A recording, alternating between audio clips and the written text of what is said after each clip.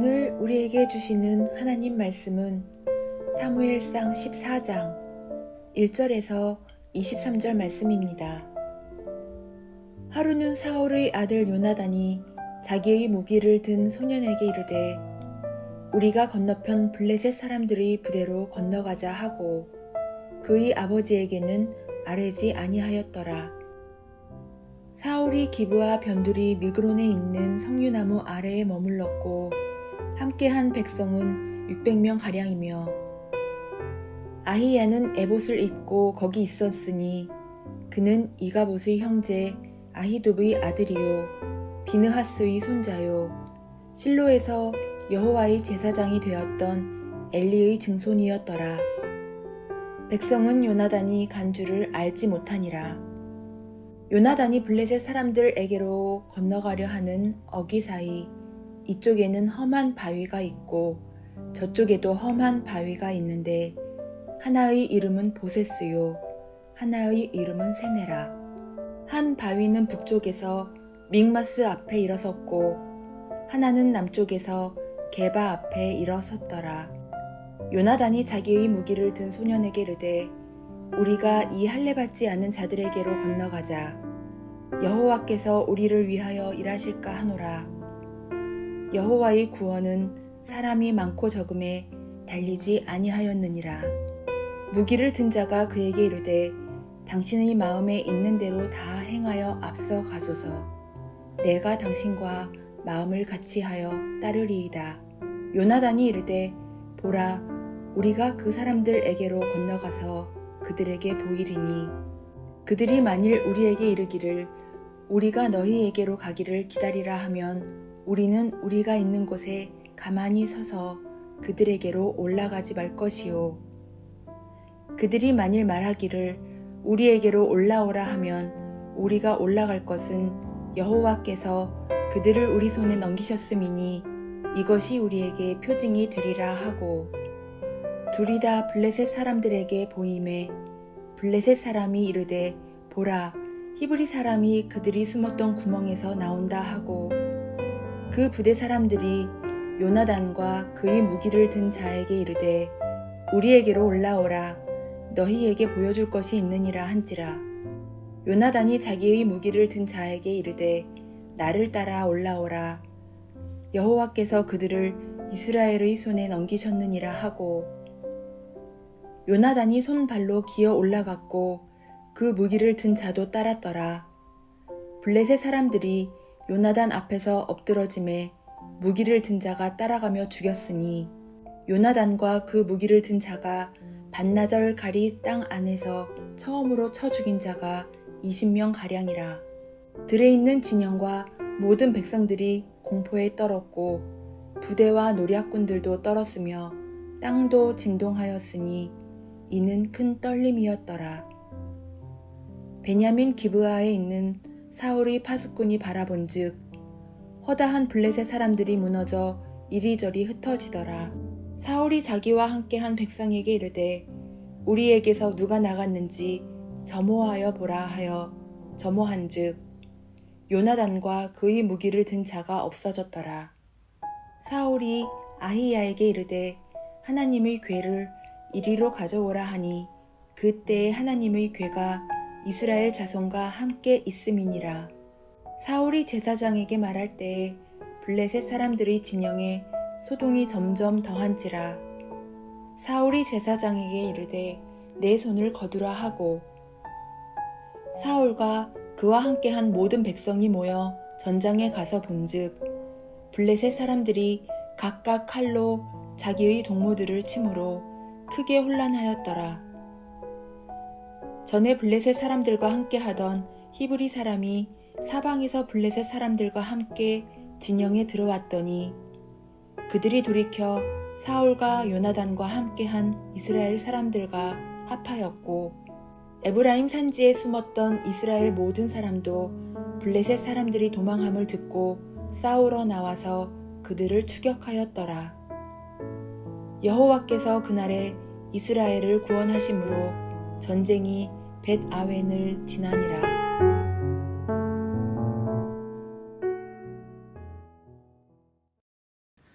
지금 블레셋 적군들이 새까맣게 몰려와서 이스라엘과 전쟁을 벌이려고 준비하고 있었습니다. 13장 5절에 보면 블레셋 사람들은 병거 3만에 마병이 6천에 해변에 모래와 같은 많은 군사들로 무장되어 있었습니다. 거기에 비해 이스라엘은 600명 뿐이었는데 그것도 아직 철기 문명이 들어오지 못한 때라 사울과 그의 아들 요나단만 철로 된 칼이 있었고 나머지는 농기구들인 철제갱이, 삽, 쇠스랑, 도끼, 쇠채찍 등을 들고 서 있었습니다. 그런데 이렇게 블레셋 사람들이 새까맣게 몰려들어 전쟁이 나기 일보 직전까지 이르게 된 발단은 요나단 때문이었습니다. 13장 3절에서 요나단이 게바에 있는 블레셋 국경 수비대를 침으로 이 전쟁의 불씨를 만든 것입니다. 이제 밸런스가 안 맞는 이스라엘은 고작 600명의 군사이고 적군 블레셋은 10만 이상에 이르는 적들과의 전쟁이 시작되는데 선제 공격을 한 사람이 바로 요나단이었던 것입니다. 지금 상황은 사무엘이 오긴 왔지만 제사를 드리지 못하고 그냥 돌아간 상황이었고 지금 사울과 함께 있는 제사장은 과거 엘리 제사장의 증손자인 아히야라는 사람이었습니다. 오늘 본문 가운데 사무엘상 14장 3절을 보겠습니다. 아히야는 에봇을 입고 거기 있었으니 그는 이가봇의 형제 아히두베의 아들이요 비느하스의 손자요 실로에서 여호와의 제사장이 되었던 엘리의 증손이었더라. 백성은 요나단이 간 줄을 알지 못하니라. 그리고 이스라엘 진영과 블레셋 진영 사이에는 두 절벽이 있는데 둘 다 험한 바위였는데 각각 이름이 보세스 세네라였습니다.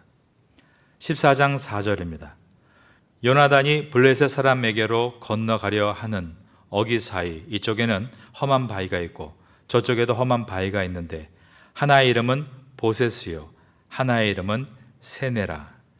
즉 블레셋 사람들은 북쪽 믹마스 지역에 있는 바위에 서 있는 것이고 이스라엘 사람들은 남쪽의 게바 앞에 있는 바위에 서 있는 것이었습니다. 5절을 보겠습니다. 한 바위는 북쪽에서 믹마스 앞에 일어섰고 하나는 남쪽에서 게바 앞에 일어섰더라. 그런데 이때 요나단이 한 소년을 데리고 적진 속으로 들어갈 계획을 세웁니다. 이스라엘 편에서는 무모하고 사울 왕이 볼 때는 자신들을 위태하게 만드는 일이었는데 그런데 하나님의 편에서는 이 전쟁의 성격을 가장 잘 이해하고 어떻게 해야 되는지를 가장 잘 알고 있는 사람이 바로 요나단이었습니다. 6절을 보겠습니다. 14장 6절입니다. 요나단이 자기의 무기를 든 소년에게 이르되 우리가 이 할례받지 않은 자들에게로 건너가자. 여호와께서 우리를 위하여 일하실까 하노라. 여호와의 구원은 사람이 많고 적음에 달리지 아니하였느니라. 우리가 이 할례받지 않은 자들에게 건너가자라고 했습니다. 지금 이스라엘의 모든 사람들은 몰려온 블레셋 군사들의 숫자만 보고 완전히 겁에 질린 상태였습니다. 자기들은 가진 무기도 없는데 상대편은 병거가 3만에 마병이 6천에 함께한 블레셋 사람들이 바다모래처럼 새까맣게 몰려왔으니 그들은 완전히 정신 나간 상태로 숨기에 바빴습니다. 13장 6절에 보면 사람들이 굴 속에 숨고 수풀에 들어가 숨고 바위 틈에 들어가 숨고 웅덩이에 빨대를 물고 물속에 들어가 숨을 정도였습니다. 또한 요단강을 건너 피난 가는 행렬도 있었습니다. 그러나 요나단 한 사람만큼은 그렇게 환경만 보고 두려워 떨며 뒷걸음치는 것이 아니라 이 전쟁의 성격을 이해하려고 노력했습니다. 4절에서 요나단은 우리가 이 할례받지 않은 자들에게로 건너가자. 여호와께서 우리를 위하여 일하실까 하노라. 그 다음 보니까 여호와의 구원은 사람의 많고 적음에 달리지 아니하였느니라 라고 말을 했습니다. 즉 이것은 요나단이 보고 있는 것은 엄청난 적의 숫자가 아니었다는 것입니다. 요나단이 보고 있는 것은 할례받지 않은 자들의 숫자였습니다. 이 말은 하나님의 언약이 없는 백성이다라는 말입니다. 하나님은 약속의 하나님, 언약의 하나님이십니다. 하나님의 약속은 절대 바뀔 수 없습니다. 하나님은 이스라엘과 할례를 통해 언약하시기를 가나안 땅을 주시겠다라고 약속하셨습니다.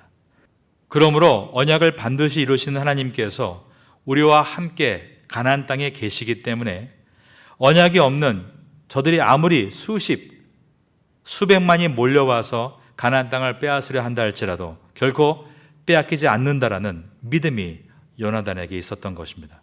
그가 어떤 믿음을 가지고 있었는가? 6절 하반절에 여호와의 구원은 사람이 많고 적음에 달리지 아니하였느니라.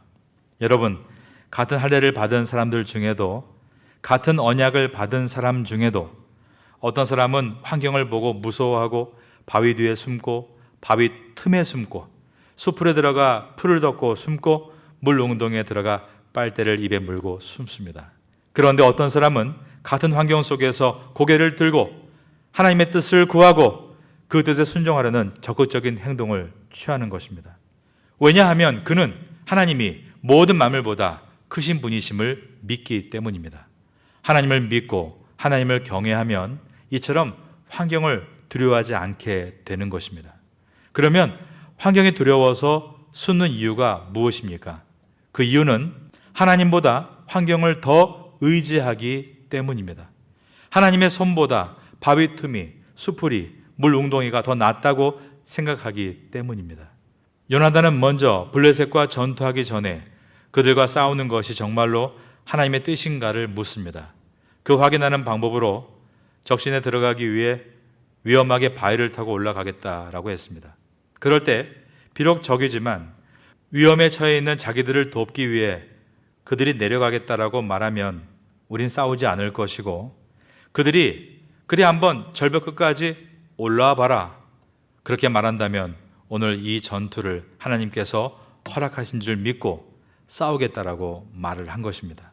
14장 8절과 9절 그리고 10절입니다.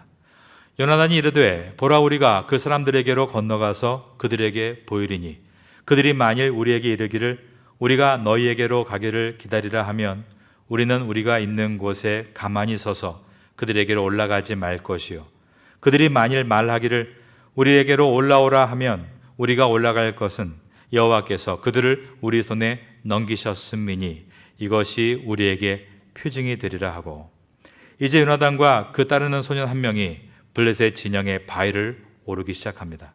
그랬더니 그 블레셋 사람들이 저것 봐라, 구멍에 숨어 있다 기어 나오는구나, 올라오라, 너희에게 보여줄 것이 있다 라며 격려를 한 것입니다. 14장 11절과 12절입니다. 둘이 다 블레셋 사람에게 보임에 블레셋 사람이 이르되 보라, 히브리 사람이 그들이 숨었던 구멍에서 나온다 하고, 그 부대 사람들이 요나단과 그의 무기를 든 자에게 이르되 우리에게로 올라오라, 너희에게 보여줄 것이 있느니라 한지라. 그러자 요나단은 여호와께서 그들을 이스라엘의 손에 넘기셨구나 확신을 하게 됩니다. 요나단이 자기의 무기를 든 자에게 이르되 나를 따라 올라오라, 여호와께서 그들을 이스라엘의 손에 넘기셨느니라 하고. 이 요나단은 대단한 사람입니다. 사실 골리앗이 무서운 사람이 아닙니다. 타고난 덩치와 힘이 있어서 잘 싸우는 사람은 별 대단한 사람이 아닙니다. 요나단 같이 왜소한데도 하나님을 의지해서 100% 아니 200% 자신의 기량을 업그레이드하는 사람이 정말 무서운 사람인 것입니다. 나중에 보면 다윗도 그랬습니다. 사무엘상 14장 13절과 14절을 봅니다. 요나단이 손발로 기어 올랐고 그 무기를 든 자도 따랐더라. 블레셋 사람들이 요나단 앞에서 엎드러지매 무기를 든 자가 따라가며 죽였으니 요나단과 그 무기를 든 자가 반나절 가리 땅 안에서 처음으로 쳐 죽인 자가 20명 가량이라. 여기에서 반나절 가리 땅 안에서라는 말은 유대인의 문화를 이해해야 알 수 있는 부분입니다. 쟁기를 함께 끄는 두 마리가 반나절 동안 갈 수 있는 크기의 땅을 반나절 가리 땅이라고 말합니다. 그리 넓지 않은 땅을 말할 때 쓰는 단어였습니다. 그 좁은 데서 요나단과 소년이 적군 20명을 죽인 것입니다. 이것은 그들의 무술이 뛰어났다는 이야기가 아니라 하나님께서 함께 해주셨다는 이야기입니다. 이 내용을 알 수 있는 것이 15절입니다. 14장 15절을 보겠습니다. 들에 있는 진영과 모든 백성들이 공포에 떨었고 부대와 노략군들도 떨었으며 땅도 진동하였으니 이는 큰 떨림이 있더라. 떨다, 히브리어로 라가즈라는 단어입니다. 이것이 사람일 때는 그냥 떨다이지만 땅에 적용될 때는 진동하다입니다. 그러므로 한국어 성경이 정확하게 번역을 한 것입니다. 즉 땅이 지진이 난 것처럼 흔들렸다는 것입니다. 그리고 이 15절 문장의 마지막 단어에 엘로힘이라는 단어가 들어 있습니다.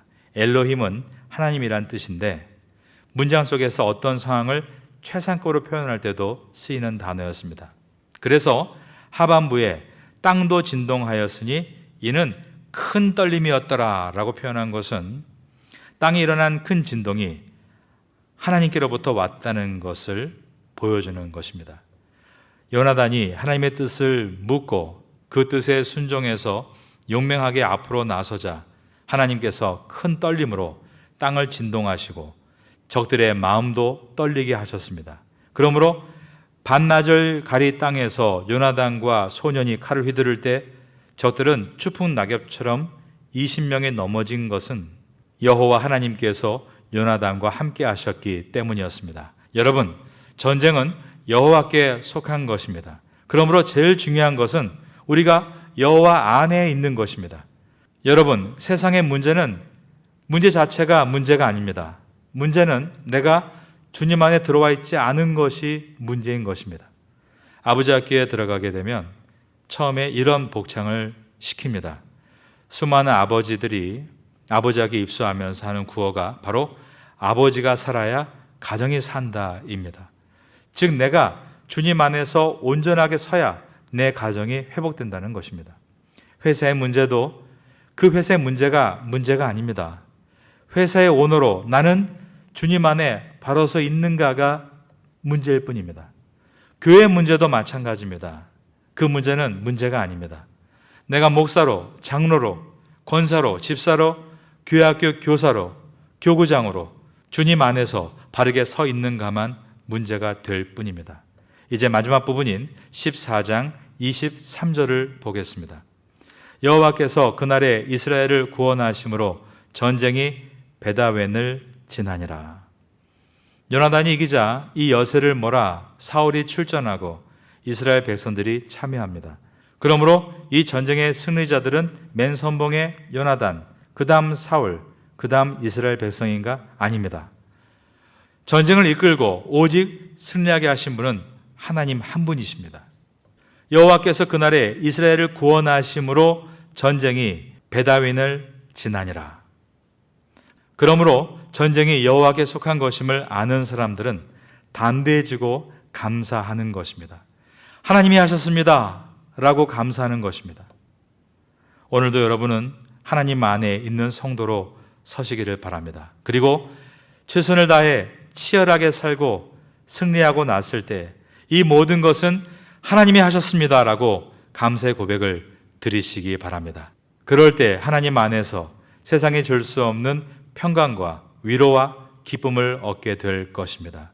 이러한 경험을 많이 하게 되시는 여러분 될 수 있기를 예수님의 이름으로 축원합니다.